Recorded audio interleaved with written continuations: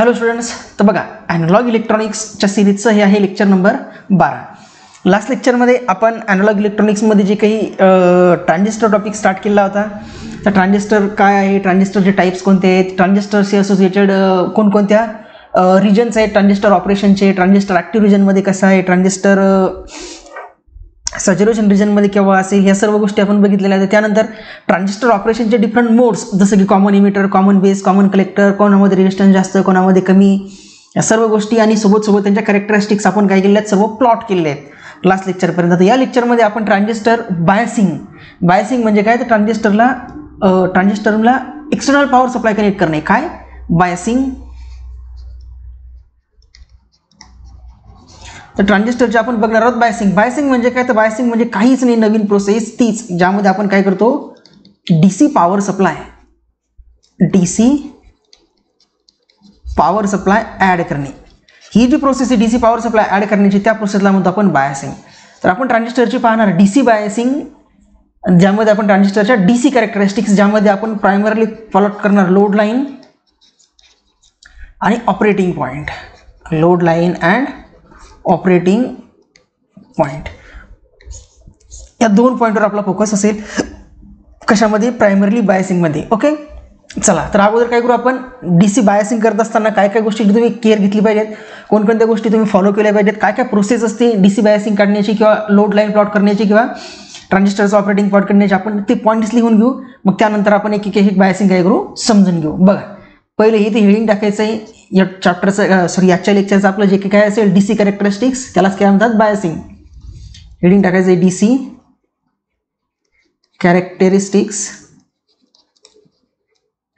और biasing of transistor, त्यालाच काय म्हणू आपण बायसिंग ऑफ ट्रान्झिस्टर और बायसिंग ऑफ ट्रान्झिस्टर. हे आपल्या लेक्चरचं, या आजच्या लेक्चरचं टायटल डीसी कॅरेक्टरिस्टिक्स और बायसिंग. आता यामध्ये बघा, आपण कालच्या लेक्चरमध्ये किंवा आय थिंक त्याच्या दोन अगोदरच्या दुसऱ्या तिसऱ्या झालेल्या लेक्चर्समध्ये बघितलेलं आहे की ट्रान्झिस्टर हा त्याचं ट्रान्झिस्टरचं मेजर ऑपरेशन कोणत्या मोडमध्ये असतं, तर ॲक्टिव्ह रिजनमध्ये. काय असतं, transistor are operated in active region. आणि ट्रान्झिस्टर जेव्हा ॲक्टिव्ह रिजनमध्ये असतो तेव्हा तो ॲज ॲम्प्लिफायर म्हणून वर्क करतो आपल्यामध्ये. When transistor are operated in active region then it work as a amplifier.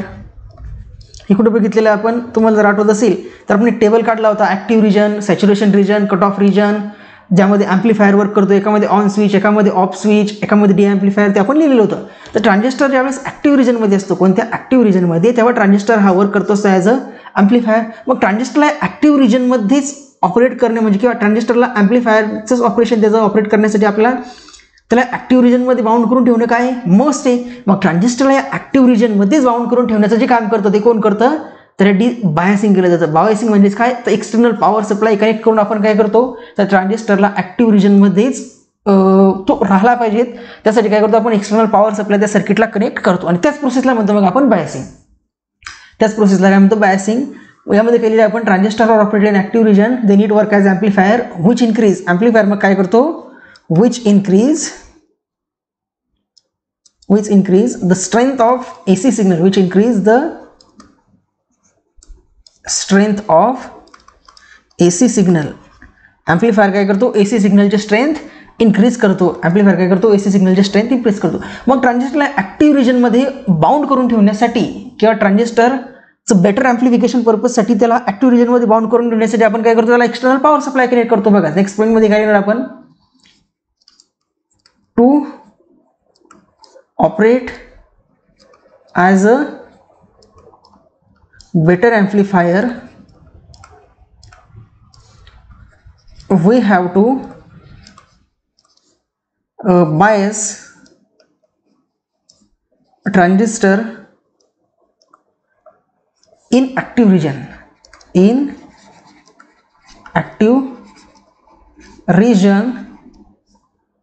With the help of active region. पण कशाच्या हेल्पने, टू ऑपरेट ट्रान्झिस्टर. बघा ट्रान्झिस्टर जो ॲक्टिव्ह रिजनमध्ये बेटरली ऑपरेट करण्यासाठी, to operate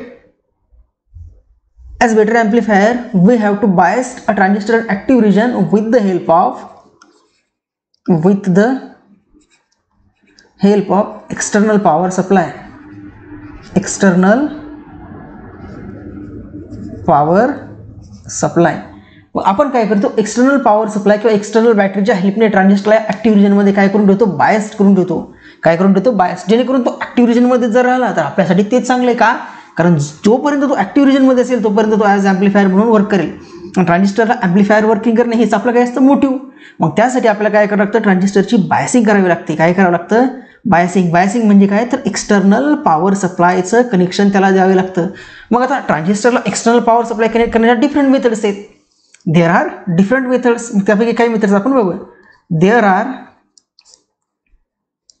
different methods. There are different methods for operating a biasing किंवा for biasing म्हणून आपण ऑपरेटिंग म्हटल्यापेक्षा for biasing. ट्रान्झिस्टरला बायसिंग इन ऍक्टिव्ह रिजन. ट्रान्झिस्टरला ऍक्टिव्ह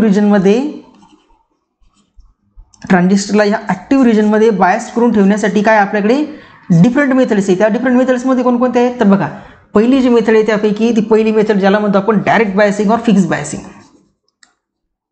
फर्स्ट मेथड आहे डायरेक्ट बायसिंग. डायरेक्ट बायसिंग किंवा यालाच काय म्हणतात कधी कधी फिक्स्ड बायसिंग. दुसरी मेथड आहे त्याला म्हणतो आपण emitter biasing. Emitter biasing. Third method आहे voltage divider biasing. Voltage divider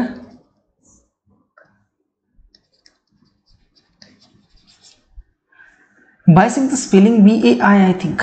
biasing मध्ये BAI. Voltage divider biasing. हे बायसिंगचं स्पेलिंग करेक्ट करून घ्यायचा.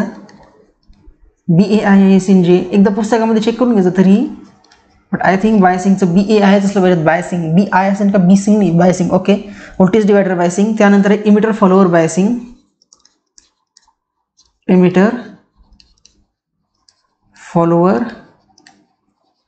Biasing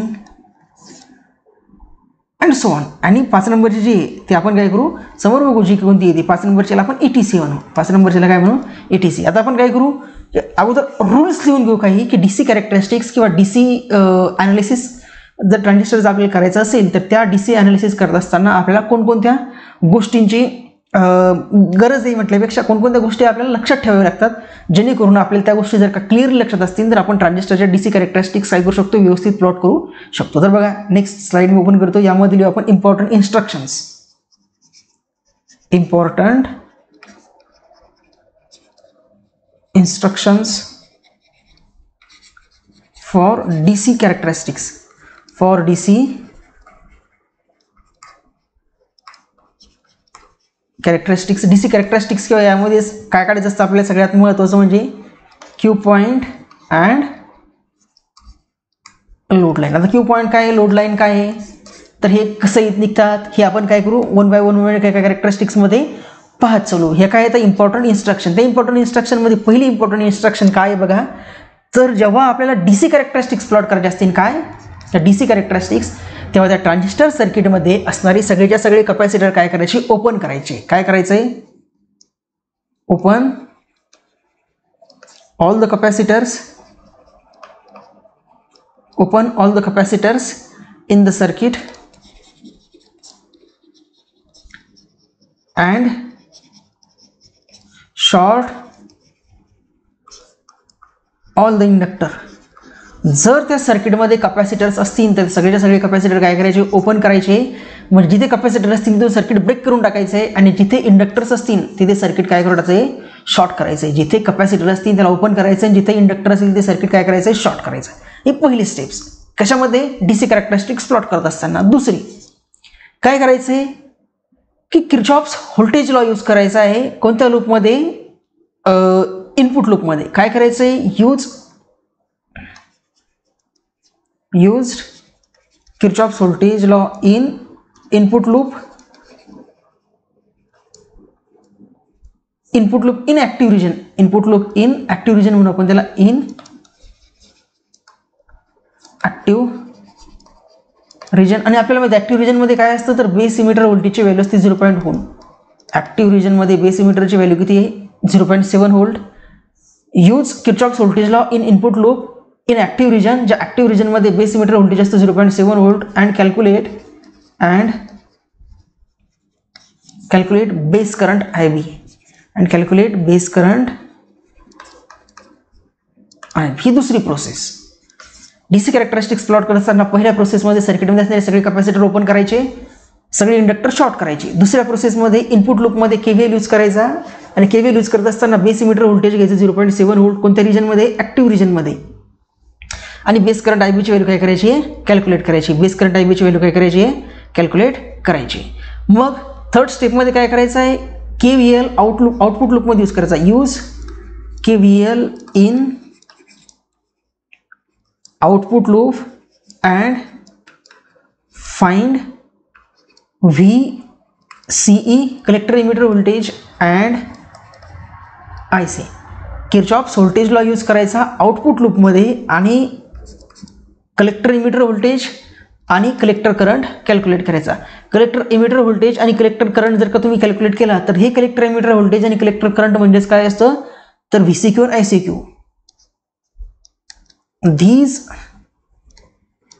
value of VCE is equal to VCQ and IC is equal to ICQ are known as Q point. आणि ह्याच्या दोन values आहे कोणाकोणाच्या तर आउटपुट लूपमध्ये काढलेल्या कलेक्टर इमिटर व्होल्टेज आणि कलेक्टर करंट याच दोन व्हॅल्यूला म्हणतात ट्रान्झिस्टरचे Q पॉईंट्स. हे जे दोन पॉईंट्स आहेत VCE ज्यालाच VCQ आणि IC ज्यालाच ICQ म्हणतो आपण, KA जो आहे याचं मिनिंग काय नोन ॲज, त्यालाच काय म्हणतो आपण Q पॉईंट किंवा त्यालाच काय म्हणतात क्वोशंट पॉईंट किंवा ऑपरेटिंग पॉईंट. Q पॉईंट किंवा त्याला काय म्हणतात quotient point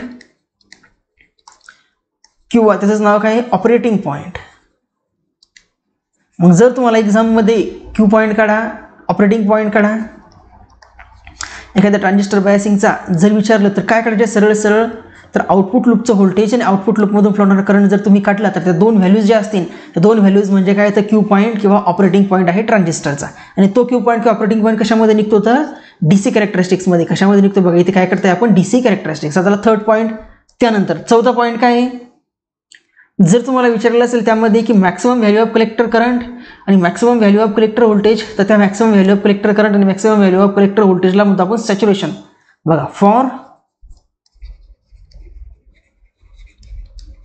for calculating maximum collector current and maximum collector voltage, maximum collector emitter voltage म्हणून आपण कलेक्टर व्होल्टेज न म्हणता काय म्हणून कलेक्टर इमिटर व्होल्टेज. ह्या दोन व्हॅल्यू जर काढायचे असेल तर IC सॅच्युरेशन काय मिळेल आपल्याला IC सॅच्युरेशन मिळेल तुम्हाला IC मॅक्स. आणि जेव्हा तुम्हाला सॅच्युरेशन करंट काढायचं असेल त्यावेळेस काय करावं लागेल तर VCE ची व्हॅल्यू घ्यायची 0. त्यावेळेस काय करायचं आहे VCE 0 घ्यायचा आहे. आणि ज्या वेळेस तुम्हाला हा VCE सॅच्युरेशन काढायचं आहे किंवा VCE मॅक्सिमम काढायचं आहे त्यावेळेस कलेक्टर करंटची व्हॅल्यू काय घ्यायची आहे 0. या दोन गोष्टी काय करायच्या तुम्ही लक्षात ठेवायच्या आहे जेव्हा तुम्हाला काय काढायचं असेल एक तर मॅक्सिमम कलेक्टर करंट किंवा मॅक्सिमम कलेक्टर इमिटर व्होल्टेज. जर करंट काढायचं मॅक्सिमम त्यावेळेस कलेक्टर इमिटर व्होल्टेज 0 घ्यायचं आणि ज्यावेळेस मॅक्सिमम व्होल्टेज काढायचं त्यावेळेस कलेक्टरमधून फ्लो होणारा करंट 0 घ्यायचा आहे. हे जे 4 पॉईंट्स आहेत ते 4 पॉईंट्स तुम्ही केअरफुली लिहून घ्या. तुम्हाला वाटत असेल की 4 पॉईंटचा यूज काय आहे तुम्ही फक्त ॲज इट इज लिहून घ्या. जेव्हा मी आता तुमचं पहिलं डायरेक्ट बायसिंगवालं सर्किट घेईन तेव्हा तुम्हाला ते पॉईंटचं इम्पॉर्टन्स काय आहे आणि कोणत्या स्टेप्स फॉलो करावे लागतात आणि पॉईंट महत्त्वाचे काय आहे हे कळून जाईल. ओके त्याला व्यवस्थित पॉज करून काय करून घ्या नोट करून घ्या. आता आपण बघूया सगळ्यात पहिली बायसिंग जी आहे डायरेक्ट बायसिंग. वेगळ्या कलरने हेडिंग देतो मी बघा पहिली बायसिंग. ओके 1 नंबरची बायसिंग आहे बघा आपली direct biasing. Direct biasing. Direct biasing किंवा यालाच काय म्हणू आपण fixed biasing. Fixed biasing, direct biasing और फिक्स्ड बायसिंग. आता याचं मी काय करतो, इथे याला 2 पार्टमध्ये डिवाइड करतो, जेणेकरून काय होईल आपल्या एका साईडला भरपूर सारी इन्फॉर्मेशन लिहिण्यात येईल. ओके, कलर चेंज करतो पेनचा. ठीक आहे. आता डायरेक्ट बायसिंग किंवा फिक्स बायसिंगमध्ये तुम्हाला कॅल्क्युलेट काय करायचं, यामध्ये 32 यामध्ये आपल्याला क्यू पॉईंट कॅल्क्युलेट करायचा आहे. ट्रान्झिस्टरचा क्यू पॉईंट आणि लोड लाईन प्लॉट करायची आहे. लोड लाईन, क्यू पॉईंट आणि लोड लाईन प्लॉट करायचं. बघा सर्किट समजून घ्या कसं आहे तर. बघा ट्रान्झिस्टर काढायचा, हे कोणतं टर्मिनल आहे, इमिटर. इमिटर काय करायचं आहे, ग्राउंडेड. इमिटर काय करायचं, ग्राउंडेड. झालं इमिटर ग्राउंडेड. ओके, इकडून बघा इथे कॅपॅसिटर आहे, कॅपॅसिटरच्या समोर रेजिस्टर, हा बेसला. त्यानंतर इथे एक रेजिस्टर, या रेजिस्टरला म्हणून आपण RC. या टर्मिनलपासून इथे आहे कलेक्टर, कलेक्टर टर्मिनल आहे, कॅपॅसिटर आहे. या कॅपॅसिटरच्या अक्रॉस काय होते, ते आउटपुट व्होल्टेज V0 ऑब्टेन्ड होते. ओके, हे 2 पॉईंट्स एकमेकांना कनेक्ट केलेले आहेत असे. आणि इथे कनेक्ट केलेला आहे आपण एक VCC power supply plus VCC power supply. हा टर्मिनल आहे ग्राउंडेड. आणि हा जो आहे इथे आपण अप्लाय केलेला इनपुट सिग्नल VI. इथे आपण AC इनपुट सिग्नल अप्लाय केलेले आहेत आणि या टर्मिनलच्या अक्रॉस आपण काय करतो तर AC सिग्नल आउटपुटला ऑब्टेन करतो. हा आहे तुमचा common emitter transistor. Common emitter, हे टर्मिनल आहे इमिटर, हा टर्मिनल बेस आणि हा टर्मिनल आहे कलेक्टर. हा जो कॅपॅसिटर C, हा बेस रजिस्टर RB, हा कलेक्टर रजिस्टर RC, हा कॅपॅसिटर याला आपण CC म्हणून कपलिंग कॅपॅसिटर, आणि हा CV बेस कॅपॅसिटर आणि हा V0.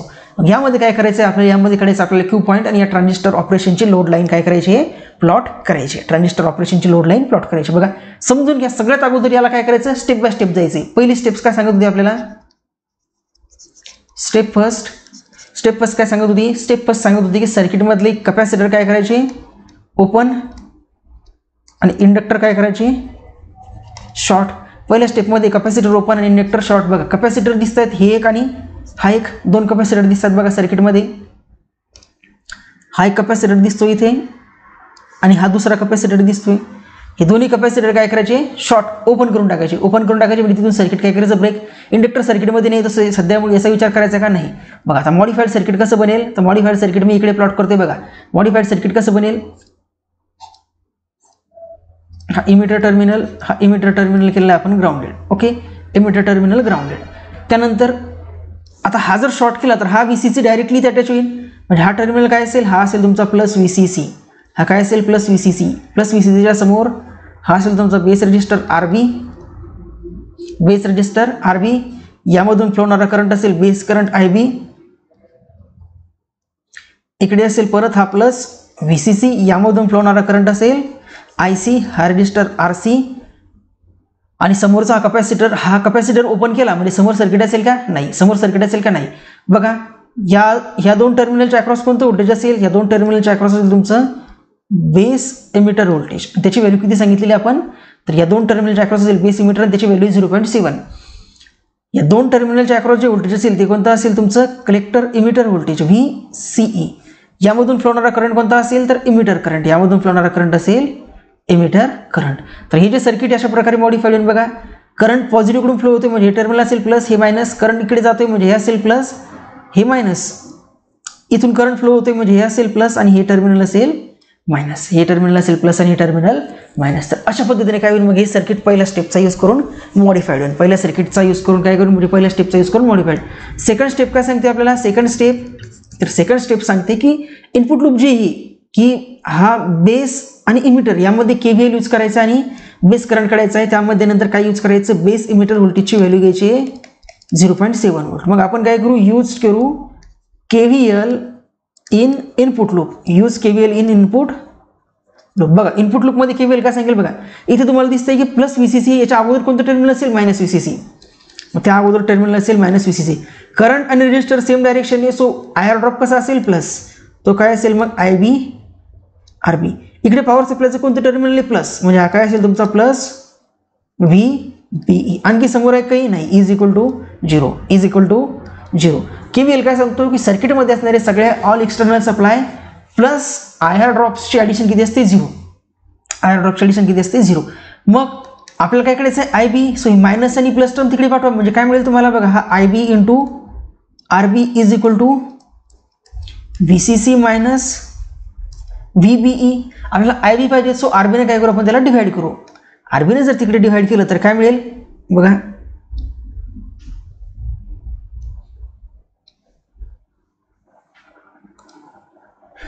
ठीक आहे. आय बीने जर डिव्हाइड केलं, आर बीने डिव्हाइड केलं तर काय मिळेल, which is implies that I B is equal to V C C minus V B E upon R B. V C C minus V B E upon R B ही झाली तुमची पहिली term, जे की स्टेप 2 नुसार आपल्याला काढायला सांगितलेली ती झाली पहिली टर्म आय बी. काय झाली, आय बी. स्टेप 3 काय सांगत होते आपल्याला, स्टेप 3 सांगत होते की आपण काय करायचं आहे, केव्हीएल यूज करायचं इन आउटपुट लूप. मग काय करायचं, use KVL in output loop. KVL use करायचा आउटपुट लूप. आउटपुट लूपमध्ये केव्हीएल कसा यूज करणार आपण, इथून बघा, इथे टर्मिनल कोणतं दिसतं, प्लस. प्लसच्या अगोदर कोणतं असलं पाहिजे, टर्मिनल मायनस. म्हणजे इथे असेल minus V C C plus I C R C plus V C E. बघा काय मिळेल, minus V C C plus I C R C plus V C E is equal to 0. आपल्याला काय काढायचं आहे, आपल्याला व्ही सी ई आणि R सीच्या व्हॅल्यू काढायचे आहे. मग यासाठी आपल्याला काय करू, सगळ्यात अगोदर आय सीज इक्वेशन करू. आय सी इक्वेशन काढत असताना काय करावं लागेल, ह्या दोन्ही टर्म तिकडे पाठवावं लागेल. म्हणजे काय मिळेल तुम्हाला, which is implies that I C into R C is equal to V C C minus V C E, V C C minus V C E, which is implies that IC is equal to VCC minus VCE upon RC. आणि ही जी value IC, याच व्हॅल्यूला काय म्हणतो आपण, ICQ. याच व्हॅल्यूला काय म्हणतो आपण, ICQ. ही झाली दुसरी व्हॅल्यू जे की आपल्याला यामध्ये काढायची होती. त्यानंतर जर आपल्याला आणखी तिसरी व्हॅल्यू काढायची, VCE. VCE काढत असताना या दोन टर्म इकडे पाठवावं लागेल. which is implies काय मिळेल आपल्याला, VCE is equal to VCC minus IC RC.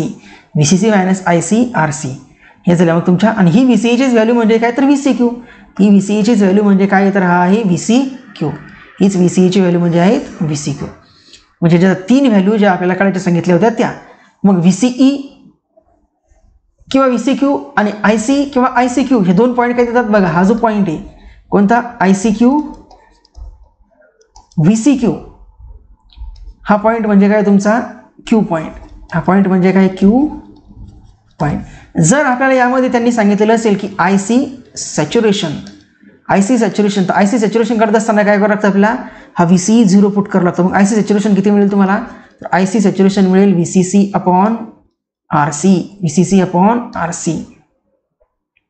यामध्ये काय केलं आपण, IC सॅच्युरेशन करत असताना VCE ची व्हॅल्यू यूज केली आपण 0. आणि ज्यावेळेस आपल्याला VCE सॅच्युरेशन काढायचं असतो त्यावेळेस आपण काय करतो, ह्या IC ची व्हॅल्यू 0 पुट करतो. मग VCE सॅच्युरेशन किती मिळेल तुम्हाला, VCC यामध्ये काय करावं लागतो, IC इज इक्वल टू 0. यामध्ये करावा लागतो IC इज इक्वल टू 0. मग हे झाले तुमचे 4 फॉर्म्युलेज जे की तुम्हाला फिक्स्ड बायसिंग किंवा डायरेक्ट बायसिंगमध्ये विचारू शकतात. ते फिक्स्ड बायसिंग किंवा डायरेक्ट बायसिंगमध्ये विचारू शकतात ते फॉर्म्युलेज. हे काय झाले तुम्हाला फिक्स्ड बायसिंग किंवा यामध्ये विचारता येणारे फॉर्म्युले असंही म्हटलं तरी काही हरकत नाही. यामध्ये तुम्हाला विचारण्यात येणारे फॉर्म्युले एक तर तुम्ही असे काढू शकता, किंवा जर तुम्हाला बेस करंट दिलेला असेल आणि IC जर तुम्हाला या टर्मवरून काढायचं असेल, आता बघा हा IC तुम्हाला डायरेक्टली मिळेल का, तुमच्यासाठी VCE अननोन आहे, RC नोन असेल, हा VCE आपल्याला माहिती नाही. मग VCE यांना माहिती नसताना हे नाही केलं का, नाही. मग या सर्व जर हा IC परत काढायचा असेल तर IC काढण्यासाठी एक दुसरं रिलेशन आपल्याकडे काय, तर दुसऱ्याकडे आपलं एक रिलेशन आहे IC इज इक्वल टू किती असतो, बीटा टाइम्स IB. किंवा करंट ॲम्प्लिफिकेशन फॅक्टर बीटा काय असतो, तर collector current IC upon base current IB. मग ही बेस करंटची व्हॅल्यू आपल्याकडे आहे. मग आपण ICQ दुसरा कसा काढू शकतो, तर बघा ICQ दुसरा कसा काढू शकतो आपण, तर ICQ दुसरा काढण्यासाठी आपल्याकडे एक दुसरी प्रोसेस आहे. आपण ICQ जर तुम्हाला, कारण बरोबर नाही, या इक्वेशनवरून निघेल कारण आपल्याला VCE माहितीच नाही. मग ICQ काढत असतानाचा दुसरा फॉर्म्युला आपल्याकडे IC कसा मिळेल आपल्याला, IC मिळेल तुम्हाला बीटा इंटू IB. IB ची व्हॅल्यू आपण आत्ताच काढली, किती आहे, IB ची व्हॅल्यू आहे तुमची VCC minus VBE upon RB into त्याला जर मल्टिप्लाय केला आपण बीटाने तर आपल्याला काय मिळेल, IC मिळेल. आणि याच IC ला म्हणून आपण मग ICQ. याच आय सीला म्हणून I C Q which is equal to V C C minus V B E upon R B into beta तर या व्हॅल्यूनुसार आपल्याला मिळेल आय सी क्यू आणि तो आय सी क्यू जर का आपण या इक्वेशनमध्ये पुटअप केला इथे तर आपल्याला मिळेल हा व्ही सी ई म्हणजेच व्ही सी क्यू. कारण यामधून डायरेक्ट आय सी मिळेल का नाही का कारण आपण यामधली ही सुद्धा व्हॅल्यू कशी आहे अननोन. सो आय बी काढल्यानंतर आय सी काढण्यासाठी हे रिलेशन यूज करायचं. आय बी वरून आय सी काढण्यासाठी एक तर हे रिलेशन यूज करायचं किंवा डायरेक्टली हे फॉर्म्युला जर तुम्ही यूज केला तरी चालतं. पण मी तुम्हाला सजेस्ट करेल की फॉर्म्युले पाठ करत बसू नका, प्रोसेस समजून घ्या. फॉर्म्युले पाठ करत बसायचे का नाही, प्रोसेस समजून घ्यायची. मग डीसी लोड लाईन कशी प्लॉट करायची तर बघा, डीसी लोड लाईन कशी प्लॉट करायची तर ग्राफ बघा, डीसी लोड लाईनचा कसा काढायचा तर लक्षात घ्या, ग्राफ समजून घ्या. ग्राफ काय करा समजून घ्या. बघा एक्स ॲक्सिसवर काय प्लॉट करायचं तर एक्स ॲक्सिसवर प्लॉट करायचा तुमचा V C E collector emitter voltage आणि वाय ॲक्सिसवर प्लॉट करायचा आहे collector current I C. Collector current I सीची व्हॅल्यू किती maximum, collector current maximum value आहे आय सी सॅच्युरेशन आणि व्ही सी ची मॅक्सिमम व्हॅल्यू किती आहे V C saturation. V C E maximum किंवा आपण त्याला व्ही सी सॅच्युरेशन म्हणू, व्ही सी ई सॅच्युरेशन. बघा व्ही सी सॅच्युरेशनची व्हॅल्यू आहे तुमची व्ही सी सी म्हणजे हा जो पॉईंट असेल तो असेल व्ही सीच्या करस्पॉन्डिंग आणि हा जो पॉईंट आहे तो पॉईंट किती तुमचा V C C upon R C. हा जो पॉईंट आहे तो कोणते पॉईंट आहे V C C upon R C. मग डीसी लोड लाईन असेल या दोन पॉईंटला जॉईन करणारी लाईन, डीसी लोड लाईन काय असेल ह्या दोन पॉईंटला जॉईन करणार ही जी लाईन आहे ही लाईन म्हणजे काय तुमची डीसी लोड लाईन. ही जी लाईन आहे ही लाईन काय आहे DC load line, DC load line. हा पॉईंट आहे तुमचा 0, हा पॉईंट आहे 0 आणि ह्या I C saturation V C सॅच्युरेशनच्या इन बिटवीन इथे जो असतो हा पॉईंट जिथे तुमची काय असेल व्हॅल्यूज, इथे व्हॅल्यू असेल तुमचे I C Q sorry V C Q comma I C Q आणि हा जो पॉईंट आहे या पॉईंटला म्हणतो आपण क्यू पॉईंट. हा जो पॉईंट आहे हा पॉईंट काय तुमचा क्यू पॉईंट. हा जो आहे हा काय इथे असेल मग तो क्यू पॉईंट किंवा यालाच काय म्हणतो आपण ऑपरेटिंग पॉईंट. ऑपरेटिंग ट्रान्झिस्टरचा क्यू पॉईंट किंवा यालाच काय म्हणतो आपण ट्रान्झिस्टरचा ऑपरेटिंग पॉईंट. हा आहे तुमचा ट्रान्झिस्टरचा ऑपरेटिंग पॉईंट.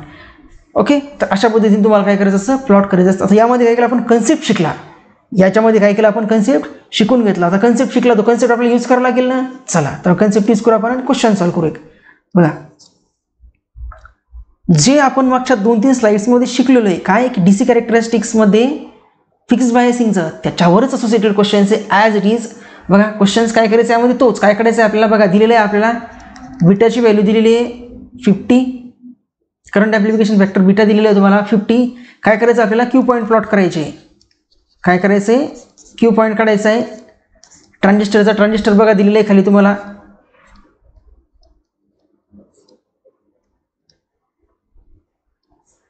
जे आपण मागच्या सर्किटमध्ये किंवा मागच्या स्लाइड्समध्ये शिकलेलो आहे किंवा मागचा जो टॉपिक शिकला आपण रिसेंटचा तोच सर्किट आहे.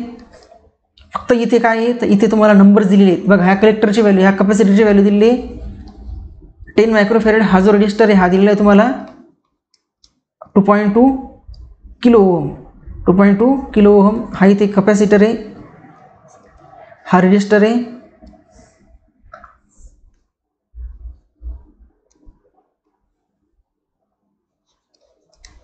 इथे पॉवर सप्लाय दिलेला आहे तुम्हाला 12 व्होल्ट. हा पॉवर सप्लाय दिलेला आहे तुम्हाला 12 व्होल्ट. हा जो रजिस्टर आहे रजिस्टरची व्हॅल्यू दिलेली आहे आपल्याला 240 किलो ओहम. 240 kilo ohm. हा कॅपॅसिटर जो आहे हा दिलेला आहे तुम्हाला 10 मायक्रोफॅरेड. इथे आहे तुमचं व्ही इनपुट, इथे आहे व्ही आउटपुट. आणि या सर्किटसाठी काय करायचं आपल्याला या सर्किटमध्ये बीटाची व्हॅल्यू दिलेली आहे क्यू पॉईंट प्लॉट करायचे. क्यू पॉईंट काय करायचे प्लॉट करायचे. सोल्युशनमध्ये बघा काय करणार आपण सोल्युशनमध्ये क्यू पॉईंट प्लॉट करण्यासाठी आपल्याकडे प्रोसेस आहे. काय करावं लागते सगळे कॅपॅसिटर ओपन आणि इंडक्टर शॉर्ट. मग कॅपॅसिटर ओपन करून घेऊ. बघा सर्किट कसं बनेल सोल्युशनमध्ये सर्किट असं मॉडिफाईड होईल. हा टर्मिनल ग्राउंडेड, त्यानंतर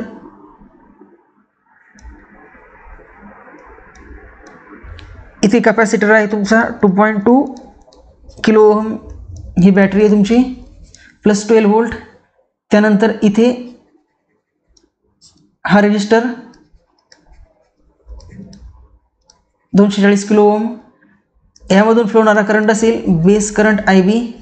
इथे असेल तुमचा प्लस 12 व्होल्ट. यामधून फ्लो होणारा करंट असेल इमिटर करंट आय ई. यामधून फ्लो होणारा करंट असेल कलेक्टर करंट IC, इथे प्लस टर्मिनल, इथे हे मायनस टर्मिनल, इथे हे प्लस टर्मिनल, हे मायनस टर्मिनल. या दोन्हीमध्ये जे पोटेन्शियल असेल ते काय असेल तुमचं VCE. या दोन्हीमध्ये जे पोटेन्शियल असेल ते असेल VBE. इकडे हा प्लस मायनस, इकडे हा प्लस आणि हे टर्मिनल मायनस. ओके, असं सर्किट काय बने मॉडिफाईड, असं सर्किट मॉडिफाईड. आता आपण काय करू, थर्ड स्टेपच्या अकॉर्डिंग इनपुट लूपमध्ये KVL यूज करू. काय करायचं, KVL in input loop. Input लूपमध्ये KVL यूज केला म्हणजे काय मिळेल, -12 volt plus IB into RB ची व्हॅल्यू किती 240 किलो ओम प्लस VB किती आहे 0.7 इज इक्वल टू 0. म्हणजेच काय मिळेल तुम्हाला IB इज इक्वल टू, बघा जर रेजिस्टन्स किलो ओम मध्ये असेल तर बेस करंट हा मिली एम्पियर मध्ये मिळेल. मग बेस करंट किती मिळेल तुम्हाला, IB इज इक्वल टू मिळेल 12 मायनस 0.7 अपॉन 240. हा असेल करंट मिली एम्पियर मध्ये. करंट कशामध्ये असेल, मिली एम्पियर. हा किती असेल तुमचा 12 मायनस 0.7 अपॉन 240 मिली एम्पियर. यालाच कसं लिहू शकतो आपण, 12 मधून 0.7 गेले म्हणजे किती राहील 11.3 upon 240 milli ampere upon 240 milli ampere. त्याला सॉल्व्ह करत बसू नका सध्या, कारण आपण काय करायचं, आपल्याला IB काढायचं आहे का नाही, आपल्याला काढायचं IC. IB मिळाला, मग IC कसा करू शकतो आपण, IC इज इक्वल टू मिळतो आपल्याला बीटा इंटू IB. बीटाची व्हॅल्यू किती बघा इथे दिलेली 50. बीटाची व्हॅल्यू जर पुट अप केली आपण 50 इंटू हा 11.3 अपॉन 240 आणि करंट कशामध्ये, हा मिली एम्पियर मध्ये. करंट कशामध्ये, मिली एम्पियर मध्ये. मग याच्या जर व्हॅल्यू आपण पुट अप केला, बघा काय केलं आपण, या 50 ने जर 240 ला डिवाइड केलं, हा 0 कॅन्सल होईल. 5 ने जर 24 ला डिवाइड केलं किंवा डायरेक्टली कसं करायचं बघा, 5 इंटू 11.3 अपॉन 24 आणि हा कशामध्ये करंट मिली एम्पियर मध्ये. करंट कशामध्ये, मिली एम्पियर. आता याचं जर मल्टिप्लिकेशन केलं आपण की 5 इंटू 11.3 किंवा 5 इंटू 11.3 डिवायडेड बाय 24, याला जर का आपण डिवाइड केलं 5 इंटू 11.3 चं मल्टिप्लिकेशन, त्याला जर 24 ने डिवाइड केलं तर आपला आन्सर किती मिळते. तुम्ही काय करायचं, त्याचं मल्टिप्लिकेशन करायचंय. त्याचं मल्टिप्लिकेशन जर केलं तर बघा, व्हिडिओ पॉज करून मल्टिप्लिकेशन करून बघा, तुम्हाला कलेक्टर करंट IC ची व्हॅल्यू मिळेल 2.35 मिली एम्पियर. व्हिडिओ पॉज करून, मी आता कॅल्क्युलेशन ऑलरेडी केलेलं आहे म्हणून मी डायरेक्ट आन्सर लिहितो. तुम्ही काय करायचं, पॉज करायचं आणि कॅल्क्युलेट करून पाहायचं आहे की आपलं सुद्धा आन्सर 2.35च मिळतंय का. आपला आन्सर 2.35 मिळतंय का. मग ही व्हॅल्यू IC ची मिळाली म्हणजे काय मिळालं आपल्याला, ICQ. काय मिळाला आपल्याला, ICQ, जो किती झाला तुमचा 2.35 मिली एम्पियर, जो किती झाला 2.35 मिली एम्पियर. आता काय करायचं, KVL यूज करायचं आउटपुट लूपमध्ये. KVL in output loop. आता KVL जर का आउटपुट लूपमध्ये यूज केला तर आपल्याला काय मिळेल बघा, -12 plus IC into 2.2 kilo ohm plus VCE is equal to 0. हा मिळेल बघा, IC ची व्हॅल्यू आपल्याकडे आहे किती आहे 2.35 मिली एम्पियर. ही व्हॅल्यू जर यामध्ये पुटअप केली तर काय मिळेल, -12 plus 2.35 milli ampere into 2.2 kilo ohm plus VCE is equal to 0 plus VCE is equal to 0. मग आपल्याला पाहिजे VCE ची व्हॅल्यू, आपल्याला काय पाहिजे VCE. मग हा मिली आणि किलो एकमेकांसोबत कॅन्सल होईल. हा काय मिळेल मग इकडे गेल्यानंतर 12 मायनस 2.35 इंटू 2.35 मायनस 2.2 म्हणजे हा काय मिळेल तुम्हाला 12 मायनस. जर मल्टिप्लिकेशन केलं तर बघा 2 पॉईंट आणि 2 पॉईंट म्हणजे समथिंग 4-5च्या जवळपास मिळेल. याचं जर मल्टिप्लिकेशन तुम्ही केलं तर तुम्हाला आन्सर मिळतं 5.17. किती मिळते 5.17. कॅल्क्युलेशन करून बघा आणि 12 मधून 5.17 जर केले तर किती मिळेल, तर VCE ची व्हॅल्यू मिळते मग आपल्याला 6.83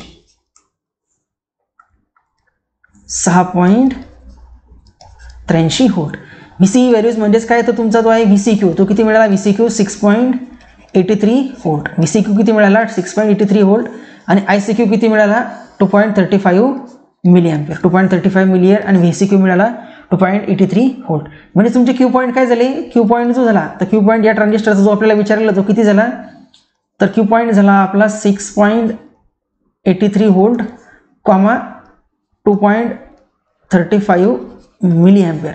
2.35 मिली एम्पियर. जर तुम्हाला यामध्ये IC मॅक्सची व्हॅल्यू जर का विचारलेली असते तर IC मॅक्स किती आला असतं, IC मॅक्स आला असतं तुमचा VCC अपॉन RC. बघा VCC किती दिलेला आपल्याला 12 VCC किती दिलेलं आहे 12 आणि IC किती आहे 2.2 किलो ओम मध्ये. सो करंट कशामध्ये मिळेल हा मिली एम्पियर मध्ये. जर 12ला 2.2 ने डिवाइड केलं, 12ला जर का 2.2 ने डिवाइड केलं तर किती मिळेल बघा, साइन 2 12 आणि 1.1 मिली एम्पियर. मग याला जर 1.1 ने डिवाइड केलं तर किती मिळते व्हॅल्यू 5.363 मिली एम्पियर. म्हणजे मॅक्सिमम सॅच्युरेशन करंट जो आहे किंवा मॅक्सिमम कलेक्टर करंटची व्हॅल्यू किती आहे तर 5.363 आणि ICQ किती आहे 2.35 आणि VCE मॅक्सिममची व्हॅल्यू किती मिळेल VCE मॅक्स. तर VCE मॅक्स असेल तुमचा 12 व्होल्ट. VCE मॅक्स किती असेल +12 व्होल्ट.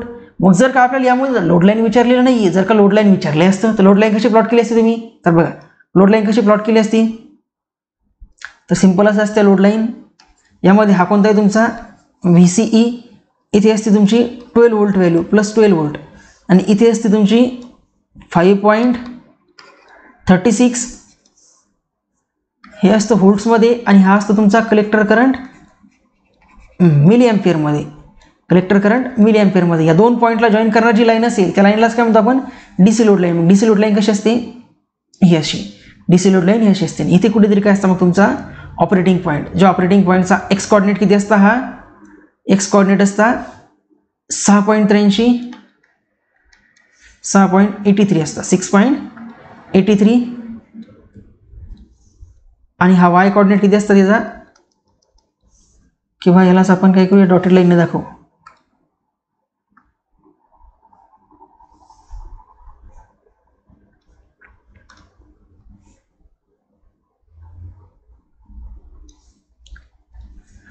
हा आहे 6.83 आणि हा किती ICQ ची व्हॅल्यू किती आहे आपल्याकडे तर 2.35.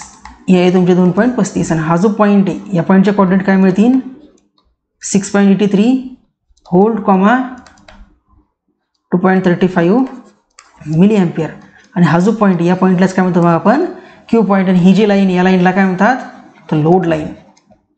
या लाईनला काय म्हणतात लोड लाईन. तर अशा पद्धतीने तुम्हाला याच्यावर बेस्ड तुम्हाला क्वेश्चन्स विचारू शकतात. याच्यावर बेस्ट क्वेश्चन्स काय करू शकता तुम्हाला विचारू शकता. तर बघा तुम्हाला होमवर्कसाठी क्वेश्चन देतो मी, त्याला ट्राय करायचं आहे.